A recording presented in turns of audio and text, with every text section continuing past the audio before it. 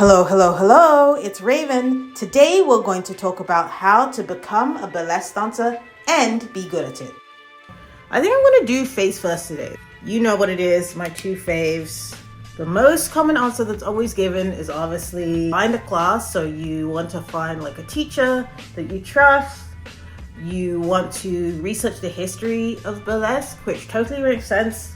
It gives you respect and a love, like a deeper love for it. It's just like a way of being literate in the art form. And then I think the third thing always is like go to shows. So go support shows, you want to see and learn about your community. And also that's a great way to network. But outside of that, I think that a lot of people struggle. Where was I? Right. Oh yeah, a lot of people struggle with confidence. Some of the people who are the least confident about going on stage themselves are the most critical of other people's bodies. If you're really criticizing your own body, that's one thing, but I do feel like that kind of criticism can sometimes naturally extend to other people. Even if it's just psychological, even if, let's say, you go watch a show and you're thinking about like, oh, I don't like this person's like this body part or whatever. The real beauty of the art form is getting to see all different types of bodies and personalities and characters on stage. I think that's just something that right at the beginning, people should be unlearning negative body talk.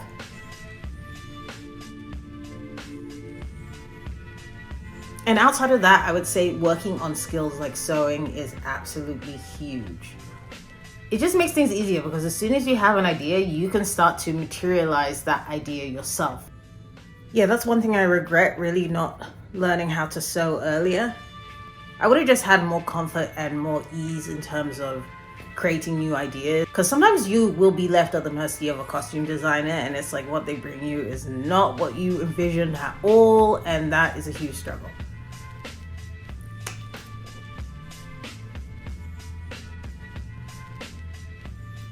The eyebrows. They're really taking me out. They're quite cute. I'm just pondering what to do next. I think I'm going to do like full face and then move on to eyes. Just in that mood today. Another thing I would say, a lot of advice that's usually given is just like working on a persona, which I kind of feel two ways about that because I do feel like some of the best, most well-recognized performers, it's not like they always perform with the same vibe. You know what I mean? They have some versatility. They know who they are, but I think it's found organically. A lot of performers actually talk about, thinking that they had to be one way when they started. And then over time, they're like, oh, I can actually be funny. I can be silly. I can be sexy if they started out a different way. Really like this brush. This is a good one. Yeah, blue is where I'm going today. Let me start with white in the inner corner. Ooh, another big piece of advice I would say, allowing yourself to learn from multiple teachers. And I think that's also a good way to know which teacher to trust, because I think any good teacher is going to be like learn from multiple people. They don't want you to only be a copy of who they are. They want to empower you to be the best version of yourself, which might mean you take classes with different people. That's something I found for myself. I have tried to continue my learning, even though I've been doing this a while. And that might even be like taking an online course. Ooh, another big thing that I think will help a lot of new performers. Like, don't feel like you need to restrict yourself to, a certain burlesque look. Drag, burlesque, circus, all these different art forms are actually connected. You can actually draw inspiration from other areas to help you like express yourself to the best of your ability. Oh, my favorite part. Oh. I think the crease can be darker. Ooh. So what do you think? Should I put some glitter on the eye or should I just leave it like this? Like a little bit of glitter might be nice. A little bit nicey.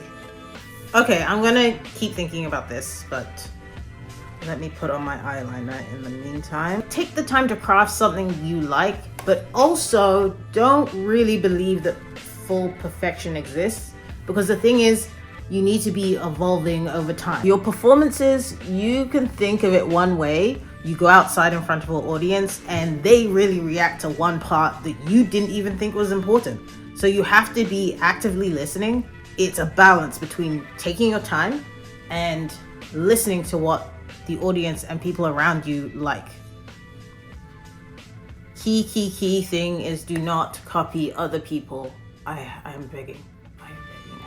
It's really going to be beneficial for you, because if you're familiar with burlesque at all, just think of maybe your top 3 favorite people that you're a fan of.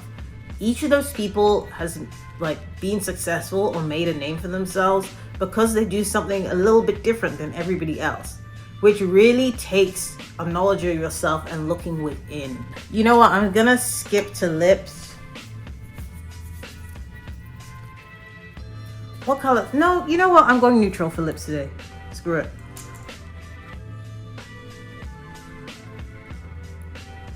Ooh, another good one relating to the last tip is, if you are somebody who's a minority, people might start to be like, oh, you're like this performer. Or they might be like, oh, you know what? You should definitely do this kind of act, just because it's like something that other people of your race do. You don't need to listen to that stuff. Obviously listen if it resonates with you, but if somebody says, oh, you need to do an act as this, you don't necessarily need to do it. Just stay true to who you are, because just because you're the same race as somebody doesn't mean that you have the same experiences, outlook on the world. Obviously there's some similarities, there's some things that naturally may tie you and another person who looks like you together. But at the end of the day, sometimes that's where the similarities stop. And that's okay. Everybody is their own person. I really hope you enjoyed this little chit chat. Get ready with me. I hope the tips were helpful, and see you in the next one. Peace.